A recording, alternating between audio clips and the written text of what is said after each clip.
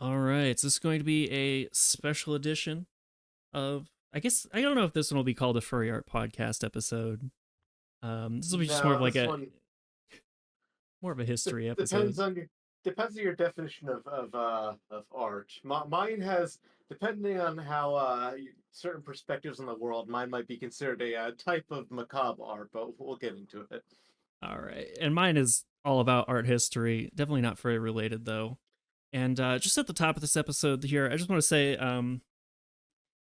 the subjects and themes covered in this episode are going to be on the darker side. I mean, well, not on the darker side, blatantly on the very dark side.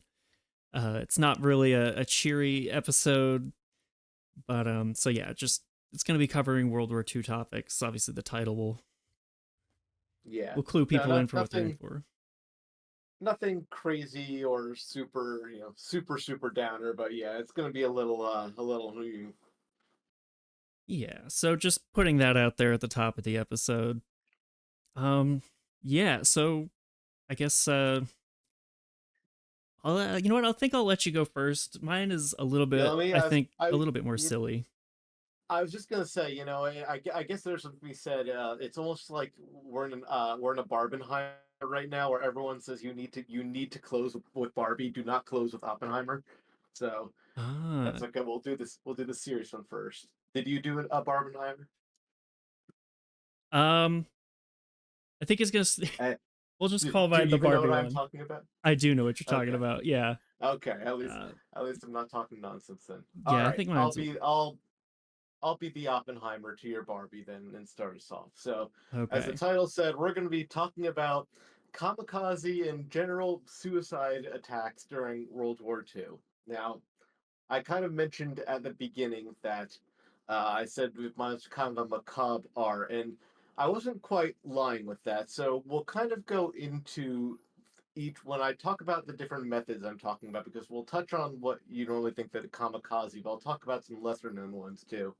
Um, this whole concept was kind of wrapped in, something that's a little alien to us in the West. And I don't mean that to be patronizing or sort of Orientalist, but I kind of need to talk in general about the culture of Japan going into and during World War II. So, Japan, to be very quick, this is not obviously an extensive history of Japan. Most people will know was very isolationist for a while, was forced open, and then felt a great need to modernize and rush to go and compete with the other powers of the world, which led them getting involved in World War One and put them on a collision track for then World War Two.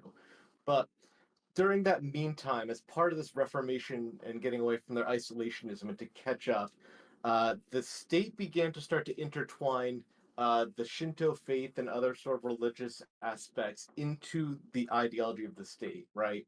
So people were, in the military in particular, were expected to almost adhere to this sort of spiritual and political ideology that glorified not only giving yourself to the nation, but also your duty to the emperor, your duty as a spiritual being, your duty as a son, as a father, as a husband, etc. Which lends itself to what we're going to talk about in a second. I hope I'm not speaking any sort of gibberish to you. Nope, following along so far, so it's good.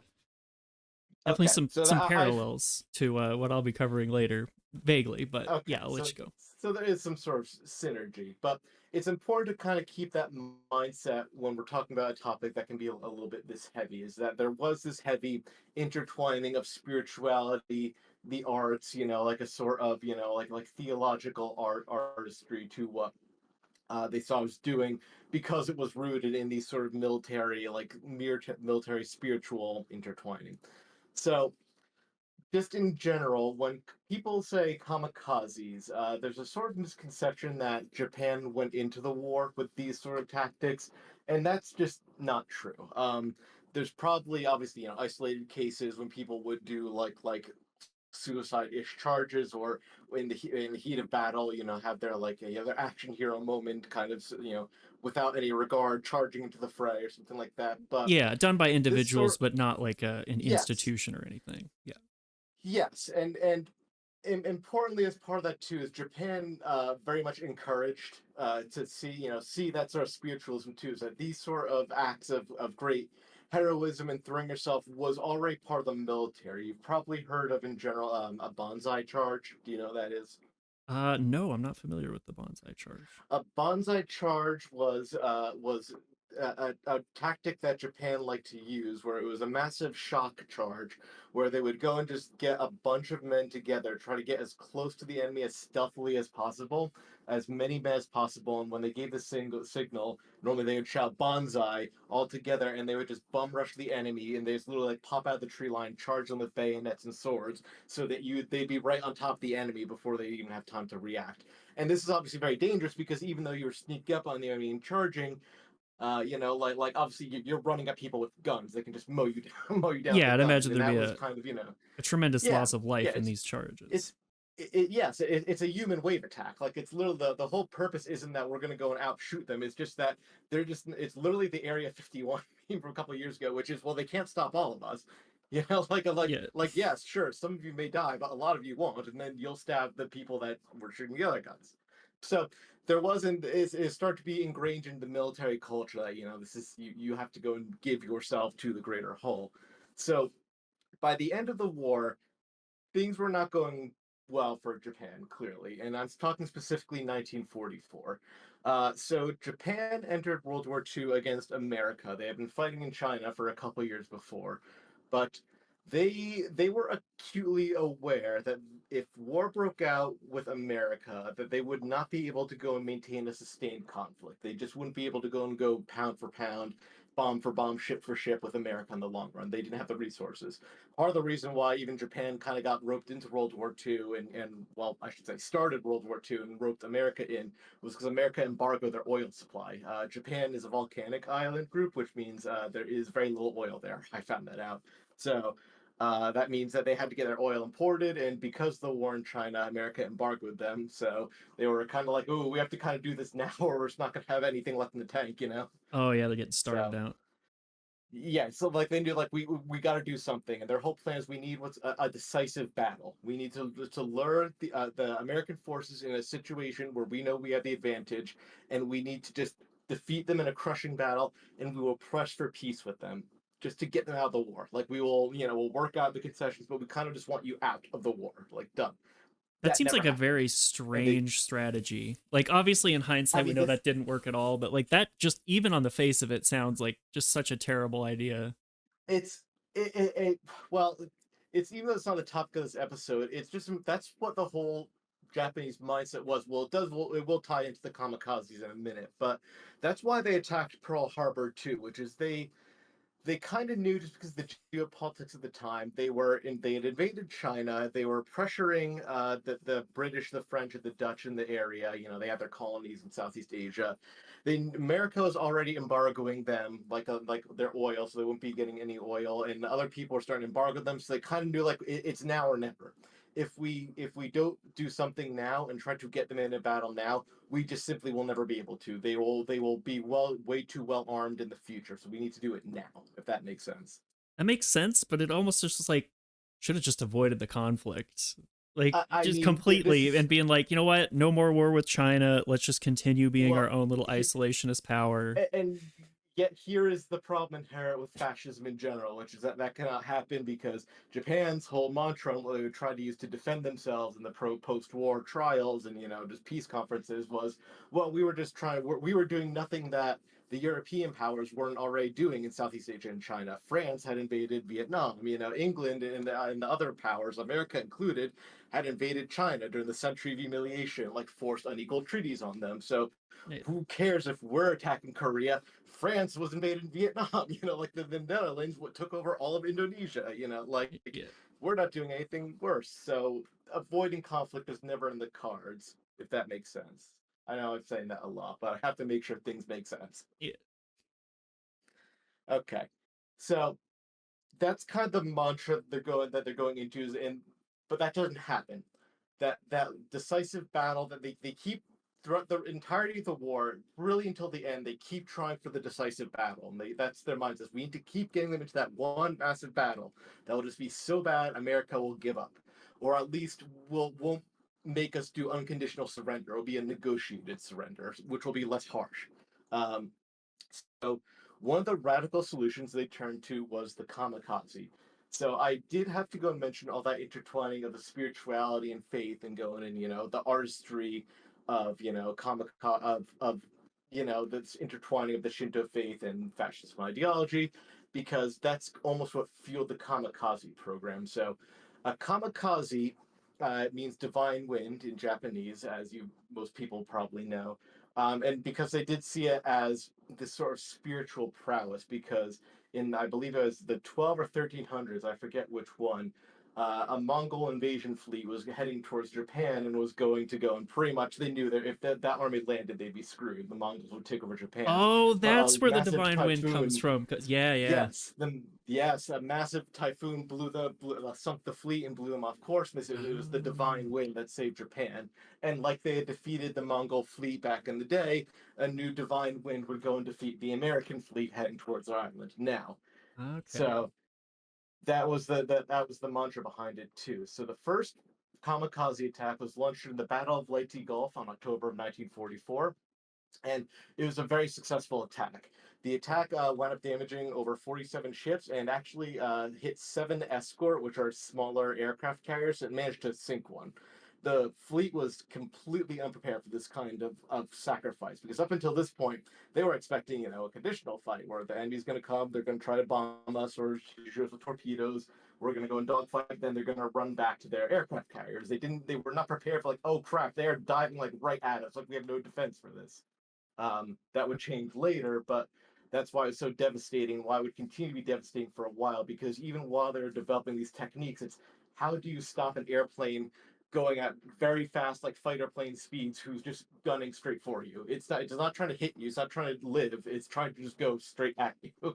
Yeah, and I'd So, imagine that like that's kind of a tactic born of the time because they didn't quite have the technological advancement to just have an autonomous drone plane or something do this or oh missile. yes, So it was just with I, I I would like you to hold that thought. Actually, oh, please okay. take that thought and hold that up to a corkboard really quick.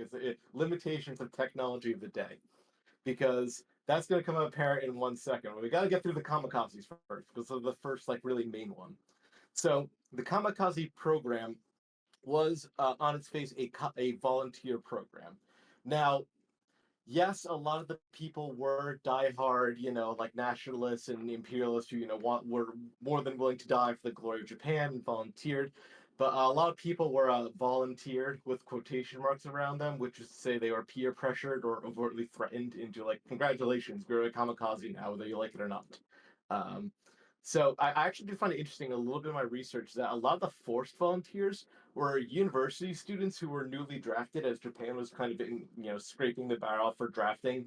They expanded to university students who were previously exempt for their fields of studies, like in engineering and science. So like they would actually do home front stuff, but now they needed them as pilots. Um, they were seen as not having done their part for most of the war. So this is how they're going to make up for it, but by giving the ultimate sacrifice to Japan. Jesus. Um, yeah, it's yeah, yeah. That's not good one bit. But just in general, through the entire war, Japan would launch about 3,000 kamikaze missions and would lose about 4,000 men doing it. The largest of these attacks was during the Battle of Okinawa in June 1945, where 5,000 American sailors were killed and 5,000 more wounded when the Fifth Fleet was attacked. 30 ships were actually sunk and the other vessels were damaged. This was the largest single kamikaze attack of the war. But, of course, as we know how the war progressed, in the end, it really wasn't enough to just turn the tide against the sheer industrial volume of the Allies. Some actually, the Japanese military didn't like it because they thought that the planes would be way better used in defense of the home islands if it came down to it, versus just throwing them at the fleet in the ocean. Yeah, it But, wasn't like this their is air what force basically completely crushed by the end of the Yes, war. it Yeah. was. And even in my research too, I remember seeing for some other stuff I did that the Mitsubishi plant, like while in America, like they were pumping like planes like off the assembly line. Like the factories were built literally next to airfields so that as a plane was done off the assembly line, it would literally be rolled out onto the runway for its first test flight. Like that's how many and how fast they're producing planes. Well, in Japan, they were still using horse-drawn carriages to go and bring them from different factory spots. So, like, there's just no way they're gonna like maintain these kamikaze losses industrially. Yeah. So, but so those are the most common kind of kamikaze that you hear. But I want to talk about some lesser known kamikazes that actually were deployed too, and they're kind of a little weird and also a little darker, but so a little warning. But I do find them interesting nonetheless. So you brought up a good point. We're going to take that note off that corkboard. You said of limitations of technology of the day for like autonomous drones. So someone actually kind of thought of that. So have you ever heard of a Kaitan? Khitan. No. Or at least not by Okay, name. a Kaitan is a suicide torpedo. So Okay, yeah, I it's have vaguely heard of the suicide torpedoes. this is probably arguably the second most famous kamikaze that people would know about. So we kind of mentioned they were suicide. They're technically suicide submarines, even though they're really torpedoes. It was born out of a proposed project to make a smaller midget submarine that'd be like less resource intensive and able to slip into fleets, but it was just way too unfeasible. But a man assigned to that project named Sekio Nishina would come up with the idea for the Kaitan as pretty much like, hey, what if we just took this submarine concept and stripped it to bare bits of it's literally just the torpedo, you know. So he came up with the design that's pretty much a torpedo split in half, the cockpit in the middle.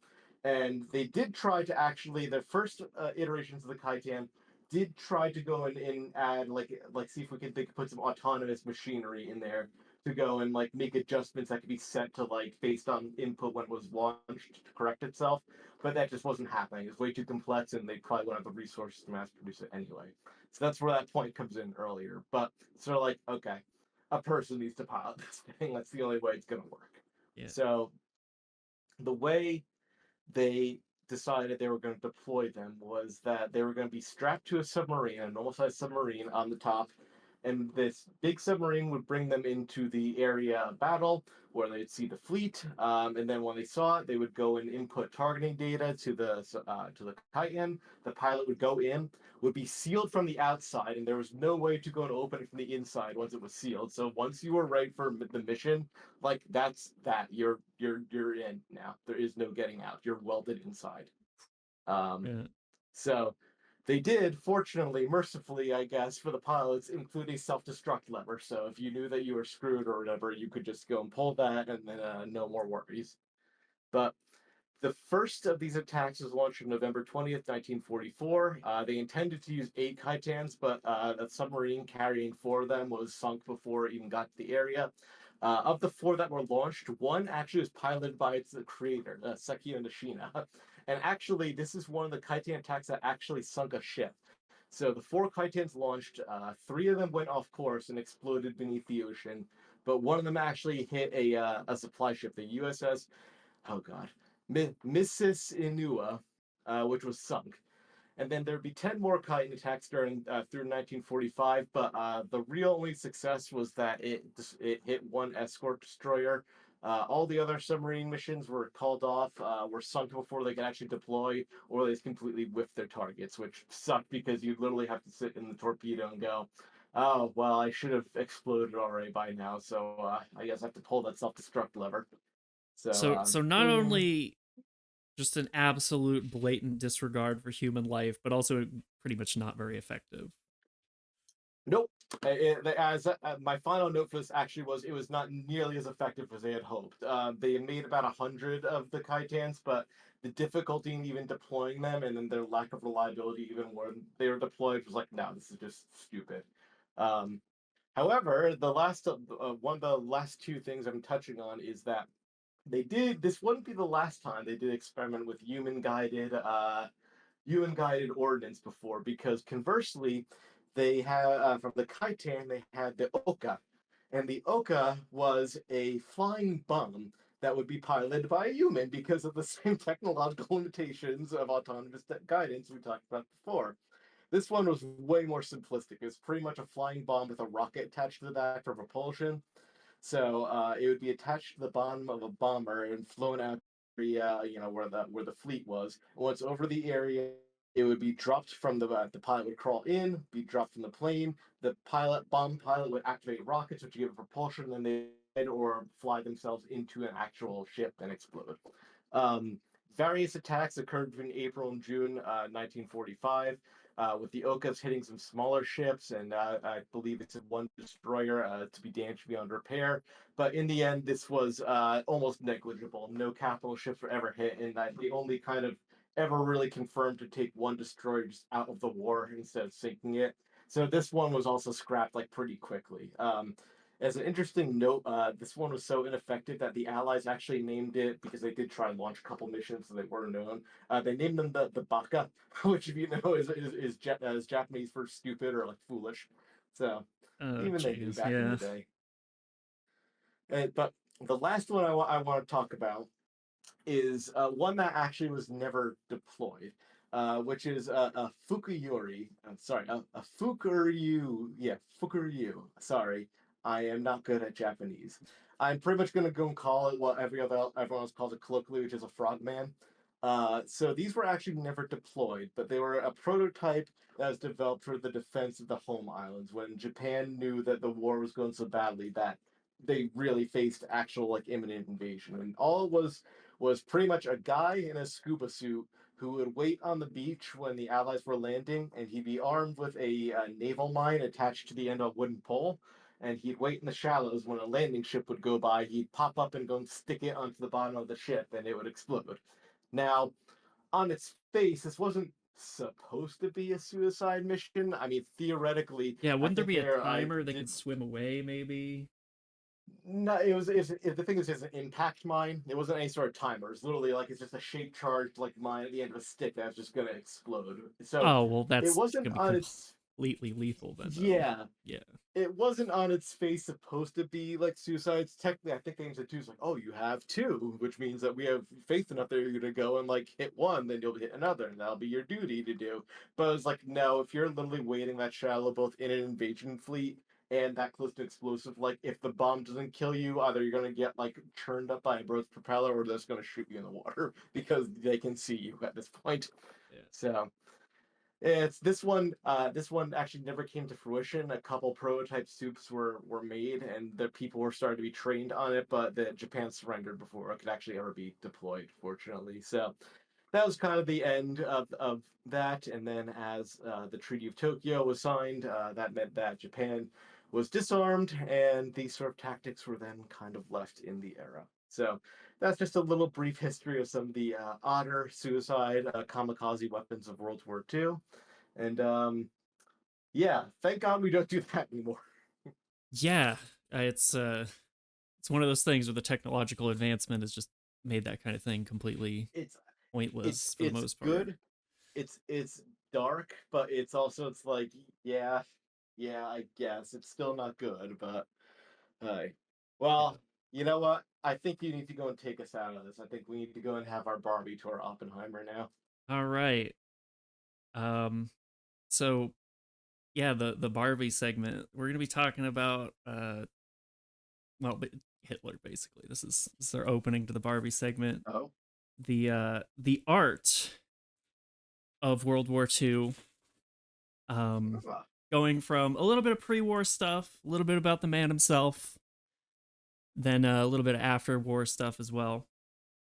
So, as many people know, Hitler was a painter before becoming a politician. And those evil professions. yeah, I know, fucking painters, man, you can't trust them. Yeah, yeah, they're so weird. Yeah. Um, but yeah, so take a look at some of his early work here. I'll just send you a smattering. Ah, And there we go. I think this pretty much gets the idea. So yeah, he ooh, started. I'm not sure exactly when he started. I think it would have been in his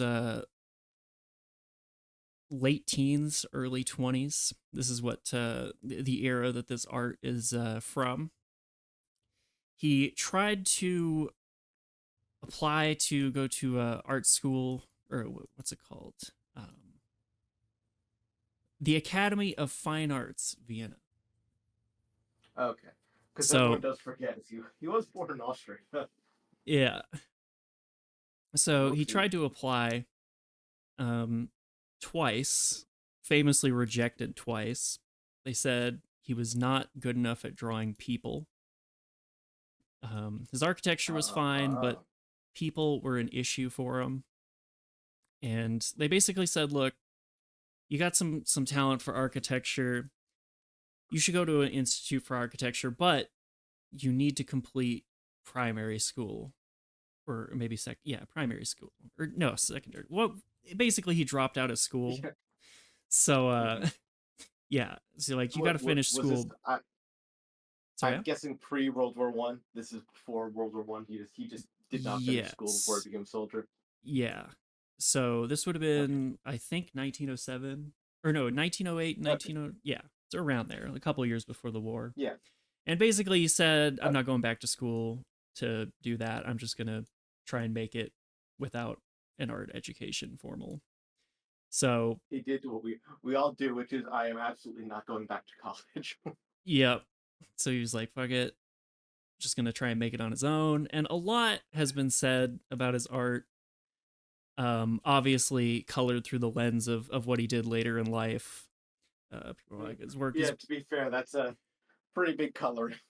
yeah. So there's been a lot of like psychological analysis. They're like, oh, the colors are very drab. It's very unoriginal. It's very generic and lifeless. And I think you can definitely make the case for all of that. I mean, looking at it just through a lens of a professional artist, I can say, his color is pretty bad. He doesn't have a very strong grasp of values. His perspective is okay.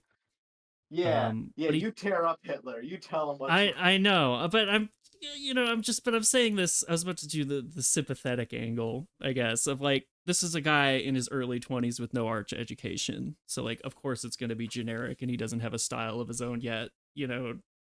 Most of the time people Yes. develop that a little bit later in life. So I think he didn't have the technical skill to really like express what was ever going on in his psyche. Basically, like I don't think you can say much of anything from it. It's just Mm. kind of generic beginner work. Yeah, I was gonna say, I mean, with the architecture drawings, I can kind of understand it because y- all you're doing is you're just copying what someone else already did in a sense. You don't need to go and worry about like kind of creating it yourself. So I can kind of understand that too. And I'm very just surprised, yeah, the colors too. Like the portrait of the is I don't even know if that's supposed to be the Virgin Mary with I the believe it baby is. Jesus or Yeah. okay, yeah. Like the fact like I kind of get what he's going for with the yellow coloring, but it winds up looking yeah, like boring instead of popping. Like the foreground melts into the background. So Yeah, there's yeah, a I'm tearing up Hitler too. I'm I bringing it. know. God, we're just fucking taking the moral ground. It's garbage. It's terrible. Yeah, I Hitler, also garbage person. fuck Hitler. Fuck Hitler. But yeah, I also found this pencil drawing, which is kind of strange. This is from a little bit later. This is from 1924. I don't even get what's happening here. I don't know. It's just like two dudes drinking, I guess, and then there's a pig. Ugh, he should stick to his day job. Actually, maybe he shouldn't. Yeah, no. Man, fucking art Vienna school. They should have just been like, you know what, Yeah, whatever. You get a pass. Let's just. But we live in the yeah, like timeline where he sure, got why not? rejected. We do.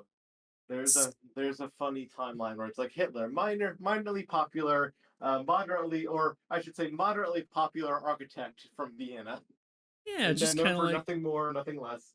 yep, just kind of whatever. But Just he, whatever. his artistic ambitions were put on hold because of World War II or World War One, I should say. I guess both, but definitely World War One to Well, start. I mean, to be fair, he had a little more control over one of those two things, Yeah. just a Um. little bit. So yeah, he ended up being way more into politics and basically dropping the whole artist thing after the war. And I mean, sorry, yeah. it's just a very funny concept though to think of like a dictator was so like butthurt that people didn't like his art. He's like, well, fine, fuck this. I'm gonna go and do my own thing then. I guess seems like a very like artist thing to do. Yeah. he definitely it's weird because like most dictators I don't think have this kind of, I mean a lot of them have a like vague art appreciation angle of like they want to buy expensive art and stuff. But as Yeah, we'll learn sure. Well, later, like art was kind of a big thing in the Nazi regime, and like it's a reoccurring theme. Hitler definitely does not just like totally cast away the whole art thing. He gets like very involved with it later, especially with like stolen and looted artworks, but we'll get into that. oh boy, howdy. Yeah, so we fast forward a couple years, some shit happens, and Hitler's the dictator of Germany now. This is in the 1930s, and there's an effort to have a have the art of Germany reflect this new ideology and Hitler's vision for the country. There's a lot of book burnings, as we all know, famously.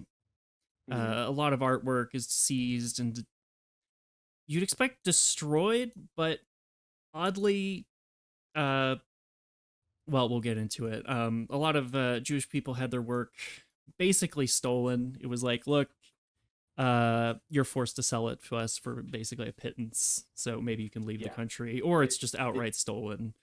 I was gonna say, or just give that shit to me. Yeah. So a lot of this was rounded up in the early years, just within Germany, before obviously the greater looting as they started to invade other countries. Um, and there was a decision that they wanted to put on an art exhibition that was going to be basically representing the culture and sort of ideological purity of Germany, where they're going Yeah, to show the best show work. off. This is why we're doing this, Yeah, sort of so thing. it's called the Great German Art Exhibition. I'll go ahead and just write a poster. It So a lot of sounds absolutely terrifying. a lot of Nazi iconography, some Roman and classical influences, but also kind of Definitely. modern looking as well, like kind of a modern art feel. Well, it's kind of that just general like encompassing with art too, of trying to go and connect your modern identity to a past identity as a form of legitimacy. Like that's why they really love to go and harken back to like old German heroes or like the Italian fascists, the Roman Empire, and like classical Roman art. Like we are the continuation of that, and that gives us legitimacy. Yeah, absolutely, and like it's like heavily mythologizing their own history and Oh, of trying to course. intertwine it into a new German empire. Uh, so ahead of this, several thousand German artists submitted work trying to get into this art exhibition. So it was mostly, I believe, contemporary German artists. It was not like a bunch of historical pieces. I tried to Yeah, look it let's up be and look what we're see. building. Yeah, I tried to look it up and see if Hitler himself submitted artwork, but apparently not. There was no Hitler I, paintings in this art exhibition. I think that would have been a little too on the nose even for Nazi. Oh, and our glorious leaders also submitting a piece of artwork. Like, Yeah, a a step too little far. too on the nose. Yeah, Yeah. but And he gets to be shoes on the other foot. I get to judge the art now.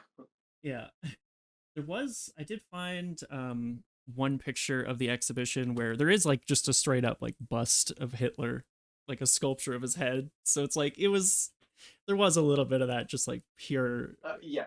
yeah, Yes. self-indulgent nonsense. So Definitely. originally this, I believe the plan for this was masterminded by Joseph Goebbels, the propaganda master. Mhm. So he Would have made assembled, sense. yeah, so he assembled a panel of judges to sift through these thousands of artworks and find the best ones that matched the German or the Nazi ideological position best. There's a question of expressionists. Are expressionists allowed? Are they cool? Some there was like kind of like Mm. bickering and infighting within the Nazi party of like, is this cool?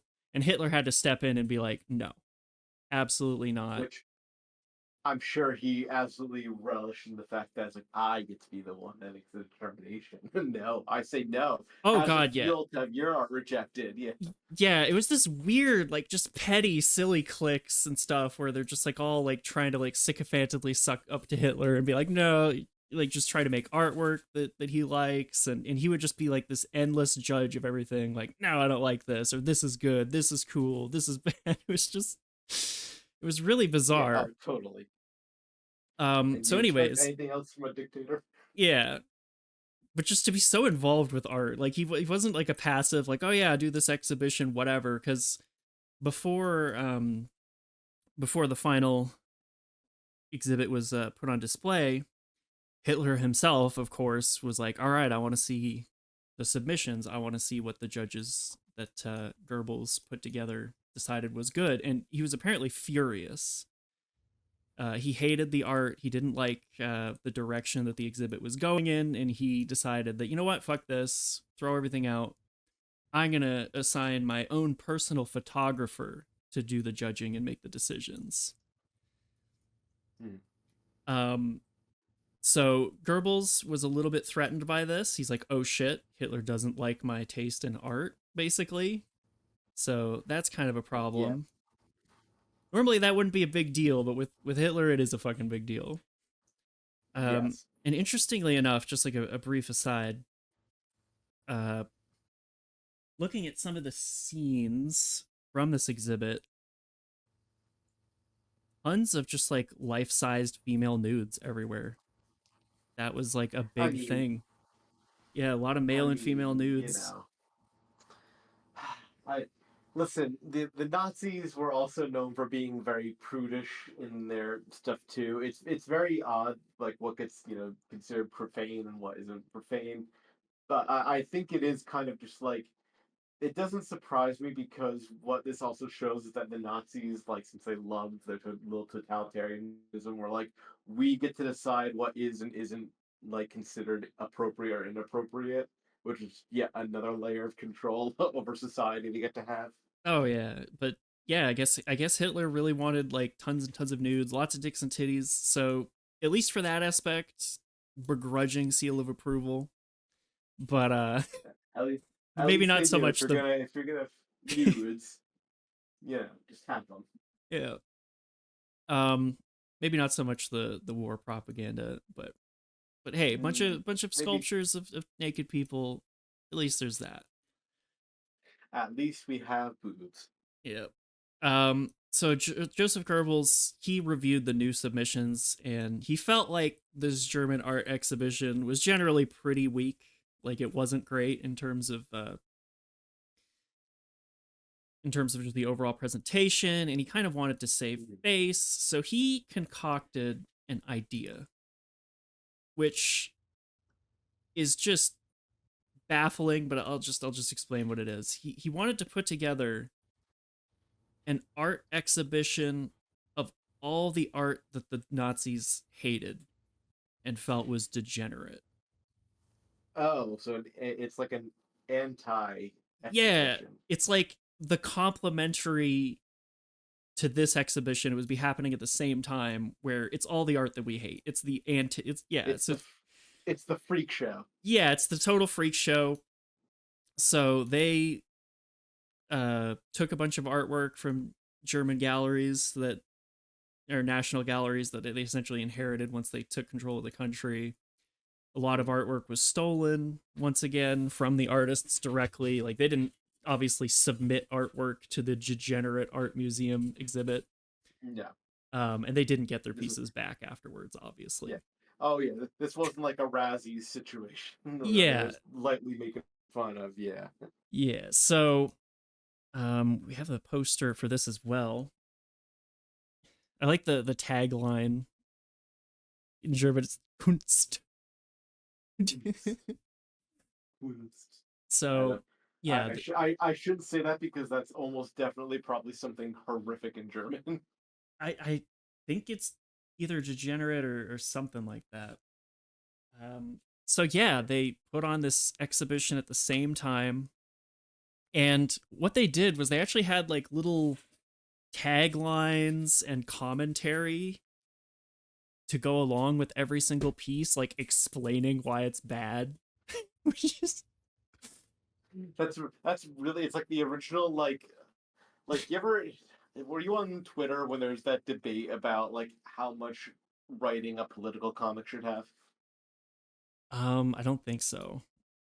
Okay, because it started with, I think it was House of Decline posted a political comic as they normally do, and it was just like it was very wordy, and I'm always a less is more person, but someone called them out on it as like, hey, you should go and like not have as much writing in your thing, like let the audience understand the implications of spelling it out. And there's a big debate back and forth, so I'm just astounded that that sort of like both topic and style has been around for so long. It's like, no, no, no, no. This is the we need to make it completely clear by bashing you over the head what the point of this political comic is and why each of these art pieces is in fact bad. Yeah, so it was like they did exactly that. It was not just like here's some bad artwork. It was like here is a uh, corruption of nature as seen through the lens of a diseased mind, or this was art made by a Jewish person. So obviously, just Just enough said. yeah, just there you go. So they weren't very Yeah, there long you go. explanations, but they were Mhm. there. And I think unsurprisingly, the degenerate art exhibition was way more popular than the great German art exhibition. Everyone loves a good freak. Yeah, within the first few weeks, like 2 million people saw the degenerate art exhibition. Whoopsie.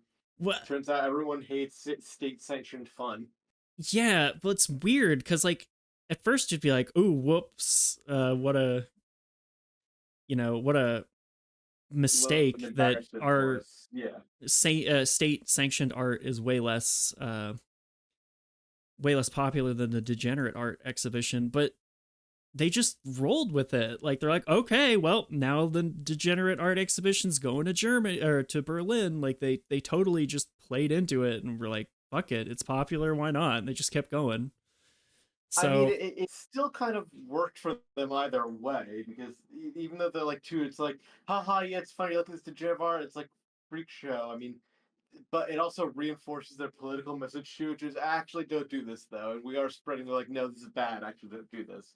Do you know when you were researching like, did people view it because they were legitimately interested in the art, or is it because it's like, oh, it's like almost like the joy of like participating in like a book burning, like, yeah, let's all go and make fun of this stuff, you know? I couldn't find too much of an explanation or of like a like opinion pieces. I don't think there would have been too much of like, here's what the average German person had to say about this. Yeah, Um, I just didn't know because like I can see it being popular for either reason, which is where it's like they're legitimately interested in this like outsider art versus, oh, it's like watching a bad movie ironically. It's like people love The Room. It's like we're going because it's bad and we want to make fun of it. yeah, I'm sure it's like a mix of both. But yeah, so after the exhibition wrapped up, because it didn't last too long. Yeah. Um, and this was still before World War II broke out. Some of the pieces were like my like unknown German contemporary Mhm. artists, so they were just destroyed afterwards. But some of them were made by people who had a bit of name recognition. Some of the pieces stolen were like Picasso's. So they decided to sell off these pieces to fund the war effort, which is Yeah, just, make that dollar. yeah, it's just like so cartoonishly evil almost of like, we're going to steal your art, make fun of it in a gallery, and then fucking sell it to support the war effort. Like, just Yeah, I mean, it's like it goes back to it's like it's the irony, it's like the self contradiction of fascism too, which is this art is so bad and so degenerate and has no place in our society, yet it is important enough to gain like a significant enough money that we want to seek it out to sell it and fund our way of life, you know. yeah. So it does actually ironically have some value to us. Oh yeah, they did recognize it, and they also didn't do any sort of like, let's purge the world of this degeneracy. It's like, nah, let's fucking sell it. And also a bunch of it Wait, was well, sorry. Yeah? they had ideas for the purging that would happen later. Like, yeah, this is lower down on the purging checklist than some other stuff right now. Yeah. So yeah, a lot of the pieces ended up in the private collections of high-ranking Nazis. There was a their main art dealer who was the guy who was going to a lot of these Jewish families and basically pressuring them to sell and stuff. He would end up uh, hoarding a huge collection of these pieces.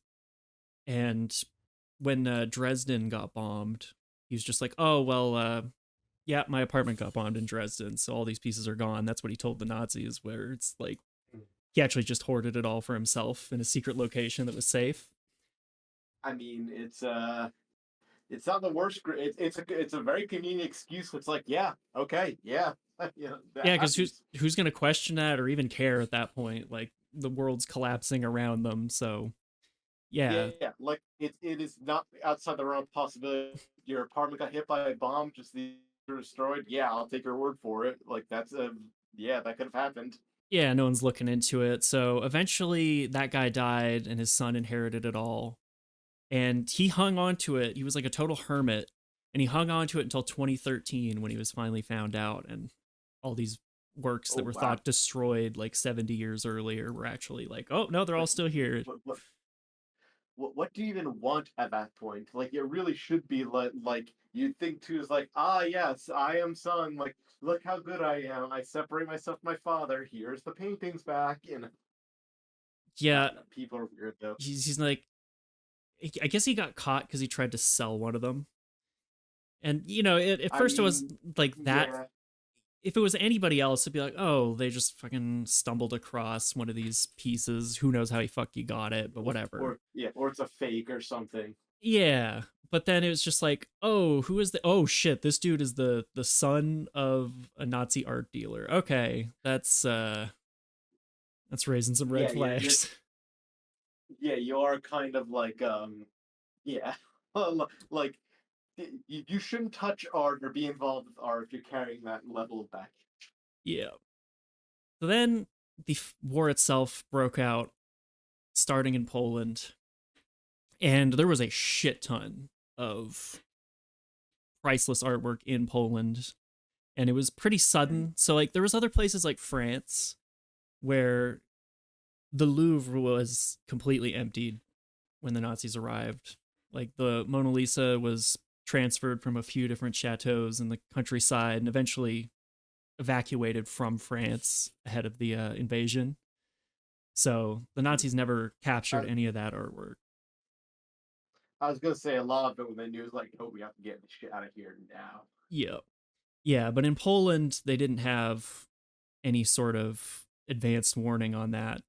So there was a Polish family whose name I'm not going to try and pronounce that was extremely wealthy. They had Leonardo da Vinci paintings. They had a painting by Raphael. Here's the only known. Huh. I don't know if it's the only known picture of it, but we don't have any pictures of it in color for Oh, okay. Oh, reasons. yeah, Yeah, yeah, reasons. yeah. So that family tried to like they moved their paintings around a few times, eventually hiding them behind a false wall at a palace in the countryside. But I guess someone Ooh, tipped off the Nazis, so they found it. They stole the Raphael. They nice. stole the Leonardo painting, and these were considered, like basically all of the Nazis, the high-ranking ones, anyways, were like having these little art collections and stuff that they were developing as they were looting. Yeah, like Um, Hermann Goring, who was the head of the Luftwaffe, the Air Force, was like known for his expensive taste and like hoarding of art. yeah, he was the biggest one outside of Hitler, and I mean, he was literally like known as being like this like rich asshole who just wanted to surround himself with like fancy things, and people yeah, made fun of him for it. yeah. But of course, all of them are also trying to suck up to Hitler. So the very, very best, like the most expensive, the most well known, the most famous things, those had to be going to Hitler's. They would be like presented as gifts or whatever and be like, here you go. So Hitler had like the ultimate stash, including this Raphael painting. Oh, you shouldn't have. Except Yeah, you really should have. You won that promotion. you should. You just see this little sly grin on Hitler's face, like, ah, yes. Yeah. Um, I mean, like, he did set up the system that like encouraged that. Like, that wasn't by accident. He very well knew what he was doing by when he's like a dictator. Like, no, no, no, you need to rain gifts and favors and tell me what a cool dude I am. Like, do that, or else you're not going to go anywhere. oh yeah, just total megalomaniac. And of course, like some of these pieces were being sold to like American collectors to fund the war effort and stuff, and like just other people on the black market. Mm. So this was like total just some of it was stealing it just because they wanted it, but a lot of it was just straight up just thuggery of like, all right, let's steal this shit and flip it for a profit and just keep going. Mm. The simplest thing there is. Yep. Um, so eventually things, they were riding high for a few years. Things were going well. They were looting Europe. But as we all know, the tides of war change. Things are not looking so hot. And by March 1945, I mean, the writing was on the wall, and it had been for a little Yeah. while. Um, so Hitler ended up giving out the Nero Decree on March Ah, 19th, yes. 1945, demanding that a lot of German art infrastructure was to be destroyed. Uh, Paris was to be destroyed. Basically, like he wanted bombs installed on the Eiffel Tower and blowing up the Eiffel Tower, and just like absolute wanton destruction. Not even really a scorched earth campaign because there was no strategic point to it. It was basically just vengeance. Yeah, if I can't have it, you can't have it. And is even like the sense of like, hey, like the German people failed us, so there's gonna be nothing left. Yeah, there was also There, like basically turned like just this. I don't even know the psychology of it was basically he had this weird thing where there's no like distinction between his personal life and the nation that he lived in. He's like, well, he obviously would have been planning suicide at that point, and it was just like I'm gonna go, and I also feel just like basically ownership all over this, and I want it all destroyed along with me. Like my yeah, world it's is ending, so the if German, I can't have it, no one can. yeah, um, and that included these caches of artwork, which at this point had been transferred to underground like salt mines and stuff. That's where they're hiding it, which was actually a great place to put it because it was dry and cool and safe from the bombings. But he wanted these salt caverns destroyed too. He wanted bombs placed. He's like, I want all this artwork destroyed. Nobody can have it. Um, and of course, famously, a lot of the people who were in charge of carrying out these orders just didn't do it. The Eiffel Tower is Yeah. still around. They're like, no, we're not fucking bombing this. Well, to be fair, by that point it would have been their call anyway. By March in '45. Yeah, I believe yeah, Paris had been well liberated by that point, but he probably would have been like all my commandos to go and like it's of utmost importance. yeah. Um, and and I guess apparently the guy who was in charge of Hitler's stash of artwork was sycophantic enough to say, okay, yeah, let's do it. So he installed a bunch of bombs in the cavern where it was being held, and his subordinates ended up taking out all of the bombs except the one at the very entrance. So when it was blown up, he thought Um, like the whole cavern was destroyed, but really it was just the entrance and everything inside was fine. ah, So just that's quite clever. yeah, clever little bit. It's saved a lot of priceless artwork. Yeah, no shit. And I do. Go ahead. so no, you go ahead.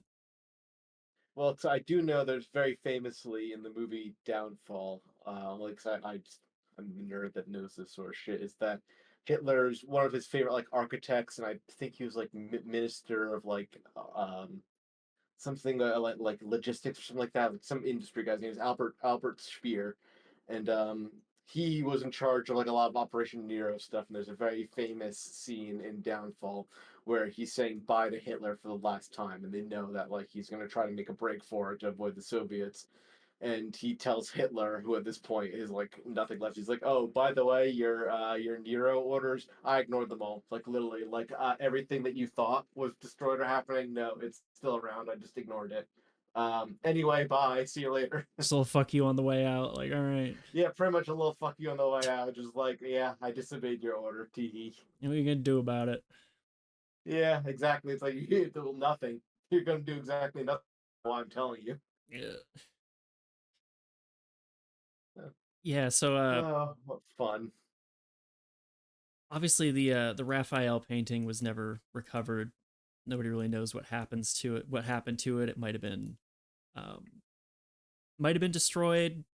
There's also a very good possibility that it is just hidden away in some family vault somewhere. Obviously, anybody who originally had it in the 1940s is long dead, but Hmm. the thing is that painting was valued at $100 million.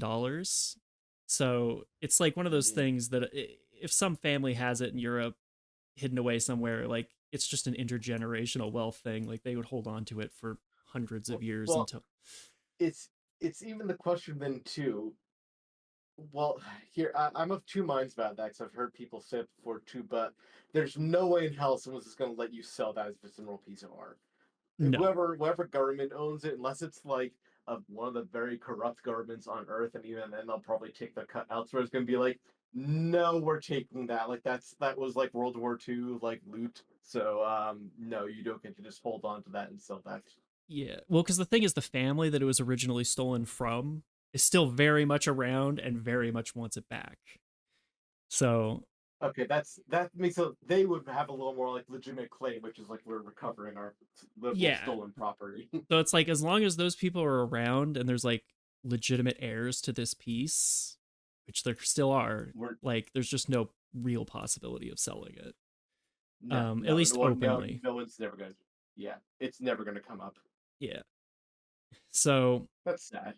yeah. And in 1943, there was a realization that like, hey, among the Allies and the Americans, where it was just like, okay, so a lot of artwork has been stolen, a lot of it's been looted, and what happens when we take back Europe? Like, we need an organization to track these things down, bring them back to their rightful owners. And there was also a concern that the Allies themselves would start looting. As Yeah, yeah. yep.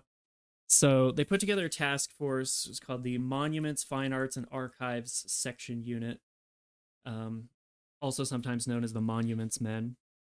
And it was a team of art historians that were basically tasked with going into that war zone in the uh, final months of World War II, and like going to castles in the countryside and like underground caches and Doing stuff, and like real Indiana Jones shit. yeah, like this is the shit that inspired Indiana Jones basically.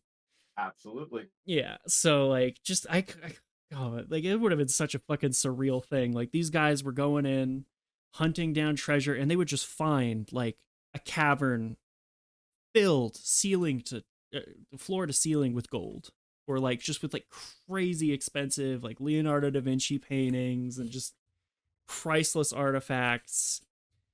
And the Nazis themselves actually really helped this process along because they had records, like extensive Oh, they records. they love paperwork. Yeah, so they found these leather bound record books that had like, this is where all this artwork came from, and here's how it was transferred, and here's where it's located. And so they managed Here's to a big map with an X on it.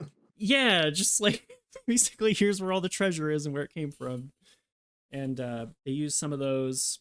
Now of course, absolutely enormous amount of artwork was just never recovered, or it was destroyed.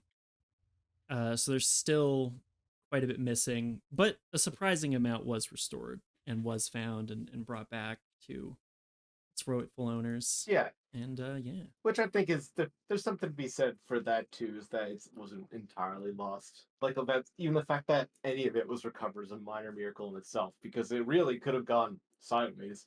It Oh really could yeah. have actually destroyed everything. Like, especially if the Nero decree or like a just art version of it had happened like a year earlier when Hitler had a lot more influence.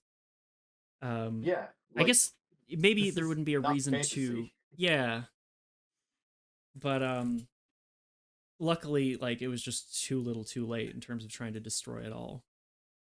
Yeah, But yeah, extremely luckily for yeah. everyone. So that's pretty much what I got. That's a little tour through art and art theft during World War II. My Barbie part of the And Barbieheimer.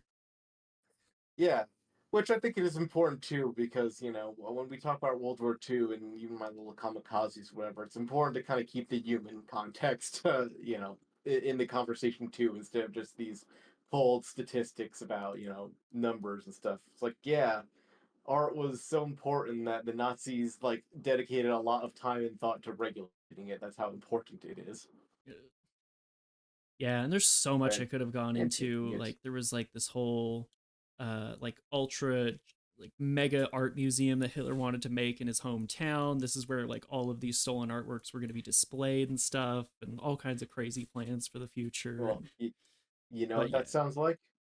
That sounds like a topic for another episode. yeah. Hopefully the next episode is a little less heavy. I got some slightly Yeah, more well, furry art ideas, but yeah. So yeah, we'll go and talk about something that's a little lighter in tone. yeah, thank you so much for coming on and Thank you so much for having me. All all right, right. take Well, care. take care.